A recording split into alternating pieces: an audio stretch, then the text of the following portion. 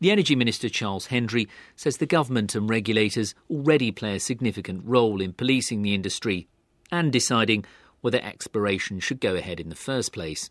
Well, it's already a combination. They have to have a licence which comes from us as a government department. They have to adhere to all of the environmental requirements set out by the Environment Agency. And they have to have local planning consent. And I think that's a very important triple lock.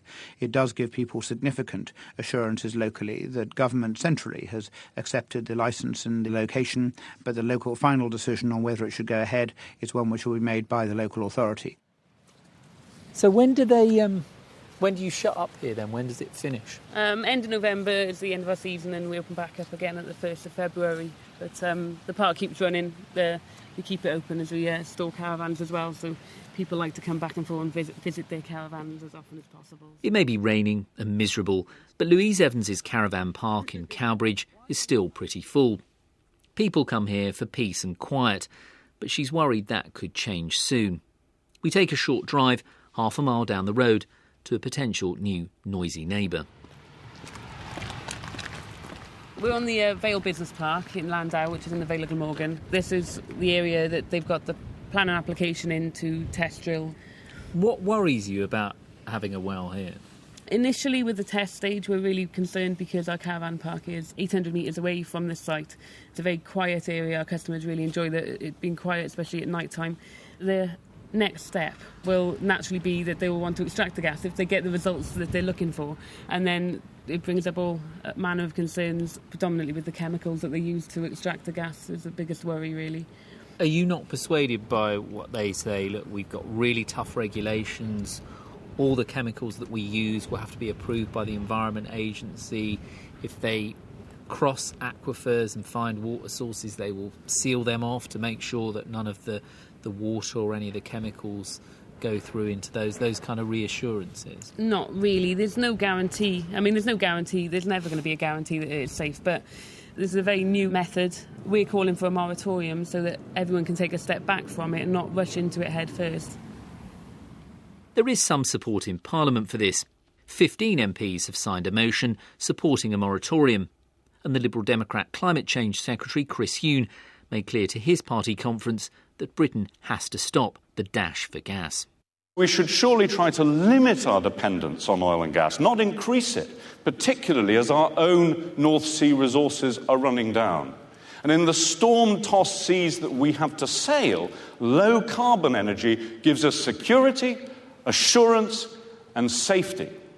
The renewable energy sector is jittery. They believe there's an organised campaign to rubbish renewables and talk up shale gas.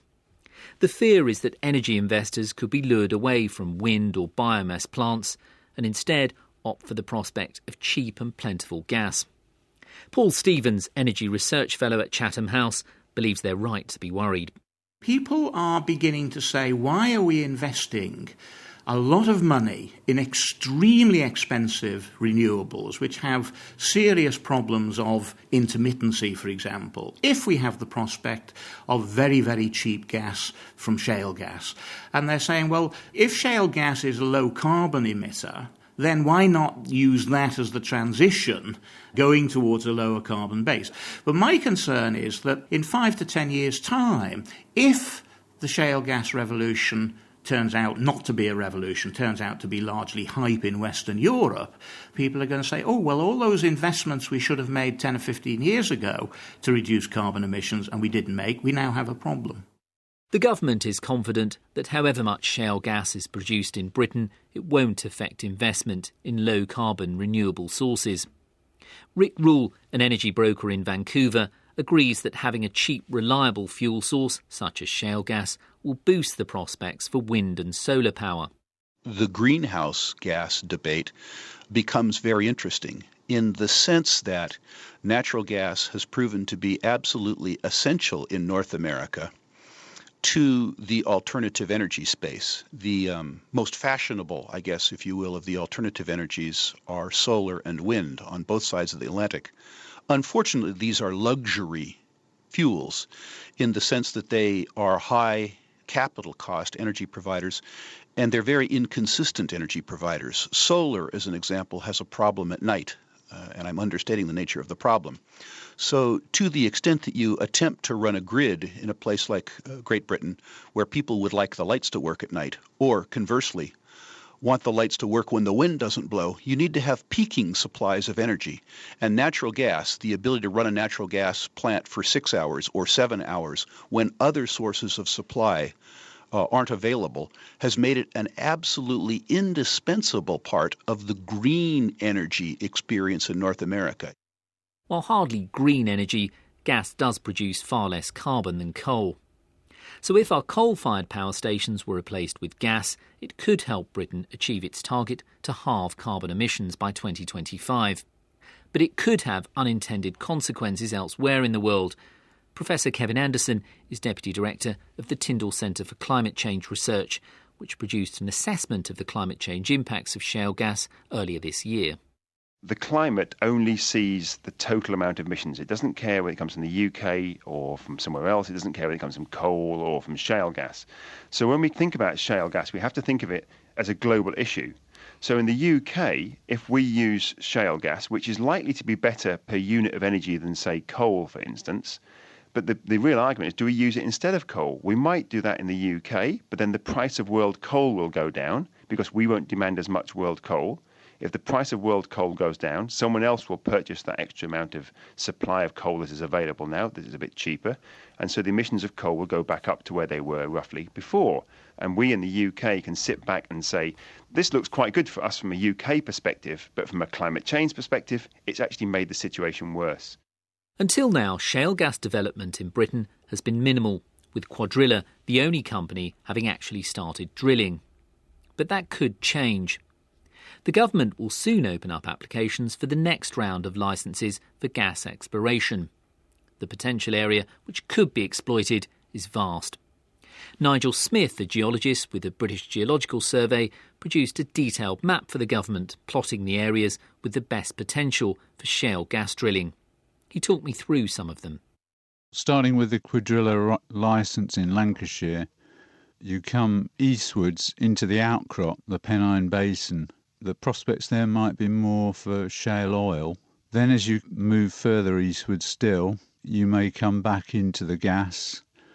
That extends all the way to the Lincolnshire and Yorkshire coast. So you've got a band there essentially stretching from Lancashire across to Lincolnshire. That's right. What about further south? If you look at the Jurassic shales, they'll probably be targeted in the Weald Basin, so that's Kent, Surrey, Sussex, Hampshire, and then the Wessex Basin, which could include the Isle of Wight, Dorset. There's a third possibility for older rocks, which we know exist under vast parts of central England, the Welsh borderland. What about further north from Lancashire, Lincolnshire band? Is there? Yes, there's possibilities in what we call the Stainmore Trough, which is between the Lake District and Teesside, and also in the Northumberland Trough, and then also in Scotland, in the Midland Valley. And we've got the next round of licences that are going to be coming up soon. I mean, how much interest do you think there's going to be in those licences? I think there's going to be a fantastic uptake. I could see the interest building up in the last 2 years. Everybody's waiting on bated breath for the next round to come about. Gerwin Williams' company, Coastal Oil and Gas, already owns 17,000 square kilometres of land in Somerset, Kent and South Wales, where they want to drill for gas. He's keen to apply for new licences in more locations and says lots of companies will be trying to do the same. There's a lot of shale, I think, available in the UK and a lot of areas that haven't yet been taken up. So I think there's going to be a lot of interest in the 14th round. We're looking forward to it. And what's unusual about this industry is that it's small companies like yourself, a family company who are doing this. It's not the big players and the big boys who are dominating us yet, isn't it? I think the same thing happened really in the US. A lot of smaller companies developed small areas, proved the resource up, and then the bigger companies came in and amalgamated those small companies later. This could mean drilling for gas in many more areas of the country and in some locations where there's never been oil or gas production before. It could end up literally on Cabinet members' doorsteps. We've analysed the map of potential shale gas resources to see how many Cabinet ministers could have licences in their constituencies. 7, including the Environment Secretary Caroline Spellman and the Climate Change Secretary Chris Huhne, are in areas with the best potential for shale gas and are most likely to have licences in their area. Another 8 Cabinet members are in areas which are trickier to explore but could also see gas exploitation. The Energy Minister Charles Hendry is in a prime area. These are some of the most densely populated parts of Europe, and getting permission from individual landowners and property owners would be challenging in that process. But I think in terms of the impact of it, the visual impact on it, that having been myself to Lancashire to look at the Codrell developments, that these are not intrusive facilities, and they're obviously of a short-term nature rather than permanent. And so that there are issues there which might cause concern, but which I think people can be persuaded by if they see the wider national good and the local benefits this can bring in terms of job creation and wealth creation. With North Sea oil and gas on the wane, the UK must find new sources of cheap and plentiful energy. Greens say the only way forward is to press on with investing in renewables. But the Energy Minister Charles Hendry says Britain faces a huge challenge in the next decade. We actually have to secure £200 billion of investment in the next 10 years or so if we're going to keep the lights on. And our coal plant, much of that is closing. A third goes in 2015. Our oil plant, which is useful on particularly cold days, is closing. Much of our nuclear plant is closing. Only one plant is likely to be operational after 2023. So we have a real urgency to secure new energy installations and investment in the energy sector. We have got to deliver energy security. We have to do it in a way which is low carbon, and we will do it in the way which is most affordable to consumers. The companies planning to drill for shale gas promise that disruption, noise pollution and environmental damage will be kept to a minimum. But energy investor Rick Rule says the reality of drilling is that it will affect the local area. Certainly the impact on the landscape during the drilling phase will be an issue.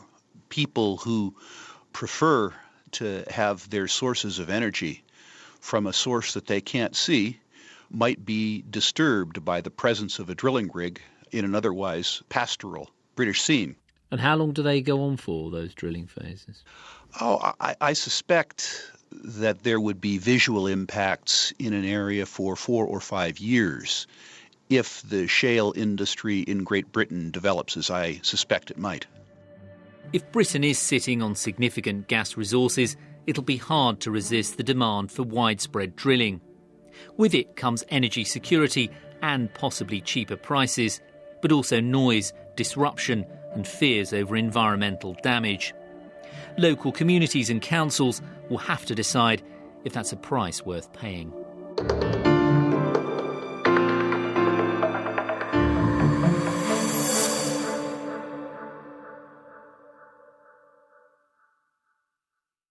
That was The Report, presented by me, Simon Cox. The producer was Jane Beresford.